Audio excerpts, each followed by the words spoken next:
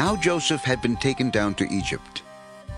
Potiphar, an Egyptian who was one of Pharaoh's officials, the captain of the guard, bought him from the Ishmaelites who had taken him there. The Lord was with Joseph, and he prospered, and he lived in the house of his Egyptian master.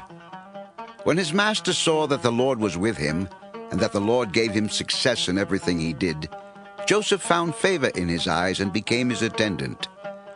Potiphar put him in charge of his household, and he entrusted to his care everything he owned. From the time he put him in charge of his household and of all that he owned, the Lord blessed the household of the Egyptian because of Joseph. The blessing of the Lord was on everything Potiphar had, both in the house and in the field. So he left in Joseph's care everything he had. With Joseph in charge, he did not concern himself with anything except the food he ate. Now Joseph was well built and handsome, and after a while his master's wife took notice of Joseph and said, "Come to bed with me."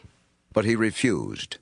With me in charge, my master does not concern himself with anything in the house. Everything he owns he has entrusted to my care. No one is greater in this house than I am. My master has withheld nothing from me except you, because you are his wife. How then could I do such a wicked thing and sin against God?" And though she spoke to Joseph day after day, he refused to go to bed with her or even be with her. One day he went into the house to attend to his duties, and none of the household servants was inside. She caught him by his cloak and said, "Come to bed with me."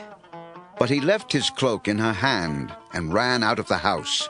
When she saw that he had left his cloak in her hand and had run out of the house, she called her household servants. "Look, this Hebrew has been brought to us to make sport of us. He came in here to sleep with me, but I screamed. When he heard me scream for help, he left his cloak beside me and ran out of the house." She kept his cloak beside her until his master came home. Then she told him this story.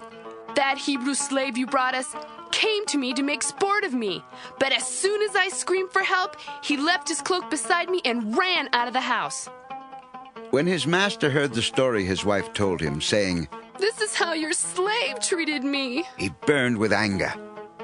Joseph's master took him and put him in prison, the place where the king's prisoners were confined. But while Joseph was there in the prison, the Lord was with him.